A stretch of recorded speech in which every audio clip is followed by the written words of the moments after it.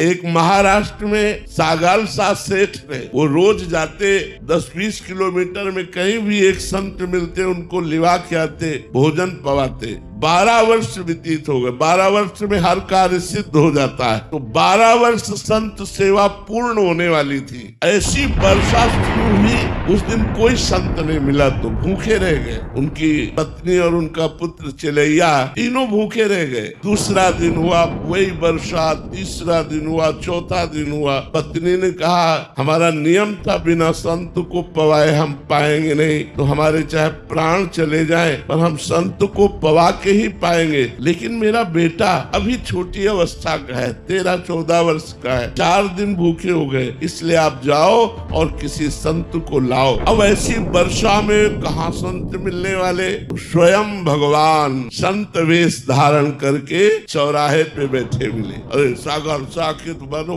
प्राण आ गए हो, दौड़ के गए, पर देखा उनके शरीर से कुष्ठ छू रहा है, मवाद छू रहा है, पर तिलक लगाए हुए संत वेश में साष्टांग दंडवत किया। कहा भगवान हमारा व्रत था, बिना संतों को भोजन पवाए हम पा नहीं सकते। 4 दिन हो गए, हमारे परिवार में किसी ने जल भी नहीं पिया। आप चलें और प्रसाद पाए और हमारे परिवार के प्राणों की रक्षा हो जाए, हमारे नियम की पूर्ति हो जाए। उनका हाँ चल सकते हो, लेकिन मैं चलने लायक नहीं हूँ, मुझे कोई अपने कांधे पे ले चले। तो उनका आओ प्रभु मेरे कांधे पे बैठो। उनका नहीं, एक आदमी तो मक्खी उड़ाने के लिए चाहिए ना, अपनी पत्नी को लिवा के लाओ। गए, घर में पत्नी से कहा, पत्नी आई, जे ही वो बीभत्स रूप देखा, यहाँ घाव यहाँ घाव, मवाद चूरा है। और उसके मन में आया नहीं संत के प्रति दोष दर्शन नहीं करना, मुझे संत सेवा करनी, इसलिए बैठा ला। अब वो इतनी दुर्गंध भगवान ने बढ़ा दी कि दोनों पति पत्नी छोड़कर भाग जाए, लेकिन